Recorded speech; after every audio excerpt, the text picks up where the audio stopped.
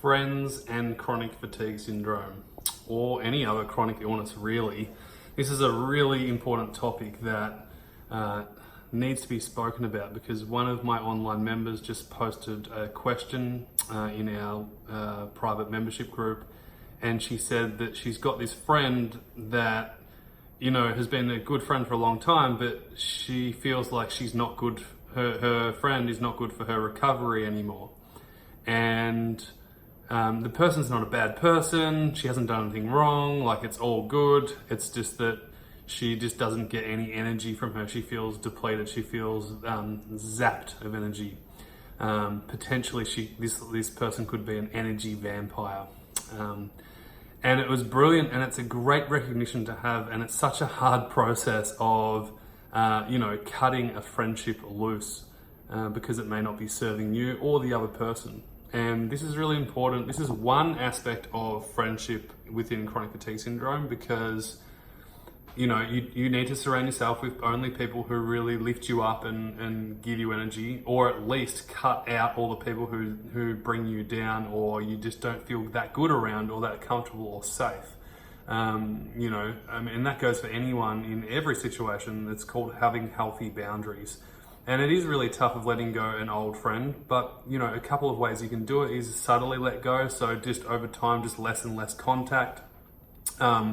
You don't have to be rude about it. You can just, kind of just slowly let it fizzle out.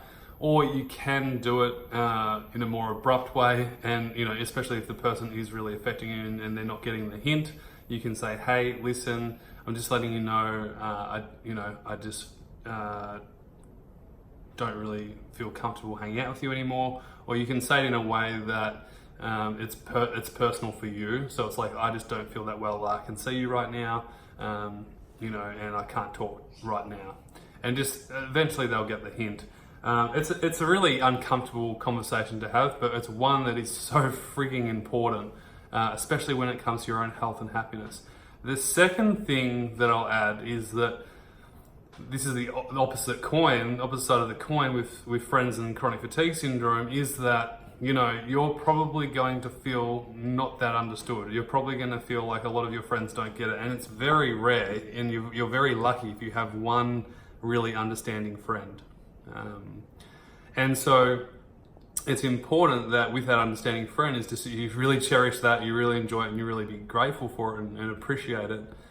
And for the people who don't understand, but they're friends with you, then that's okay. You've got to put yourself in their shoes too, and imagine what it would be like if they don't know what chronic fatigue feels like, and you wouldn't know if you never have had it, right?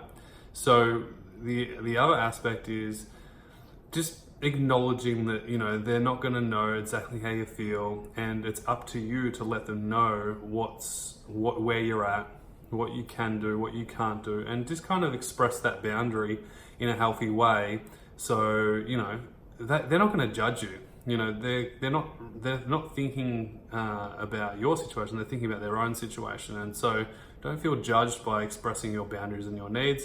And if they do judge you, or if they're not that nice to you, then they're probably someone that you don't really need in your life right now. Sorry to be harsh, but it's true. And so surround yourself with people, one, who lift you up, cut out the people who, zap your energy, because that's just not healthy for you. And three, express your boundaries, express your needs, where you're at, what you need, what you don't want. And if someone is hanging out with you all the time and all they do is complain, and that just tires you out, well, just tell them, hey, it's just not okay that you complain around me. I'm not interested in the drama or the gossip. And you'll notice that they'll be like, they'll take it two ways. One, they'll be like, oh, great, like, all right, yeah, cool, I'll stop doing that. Like, you're right, I'm complaining too much. Or they'll be like, oh, screw you, like, you don't understand. And it's like, all right, well, cool, like, that's just okay. That's just not okay with me, so we just can't hang out. Simple as that. And if you say it in a way that's kind of nice and just be like, yeah, like, I feel so much better when we just talk about, like, life and where we're going and what we want to do. I just don't feel that good when I talk about other people or talk about problems and drama in the life and so on.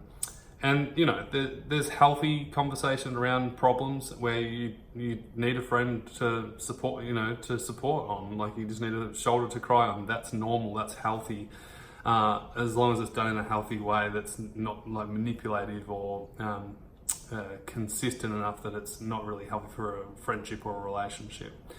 So that's just a couple of key points. I know I've rambled on in different ways, but I think you get the point.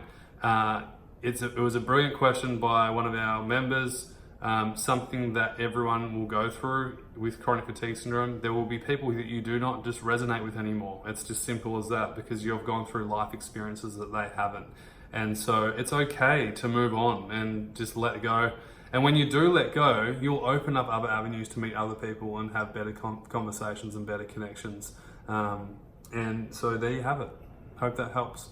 If you want more practical help with your recovery and you want a step-by-step program from your own home, we have an online recovery program which covers every aspect of practical recovery, stuff that the doctors don't have time to teach, stuff that the medical industry don't have time to teach, stuff that most people don't really understand because they haven't had CFS. So if that's you and you need help with your baseline, if you need help stopping pushing and crashing all the time, if you need help with your mindset, getting your mindset right so you're in the right frame of mind to do the stuff necessary for recovery, because let's face it, it is hard and it's lonely and it's isolating, and a lot of the time we get in our own way. So if that's something that you need, by all means, click the link in the bio, check out the online recovery program, what's involved, how it works, and hopefully for some of you, you sign up and you get going on it, because it's a really brilliant thing to have in your toolkit to help you along your journey to better health. All the best for now. Speak to you soon. Bye.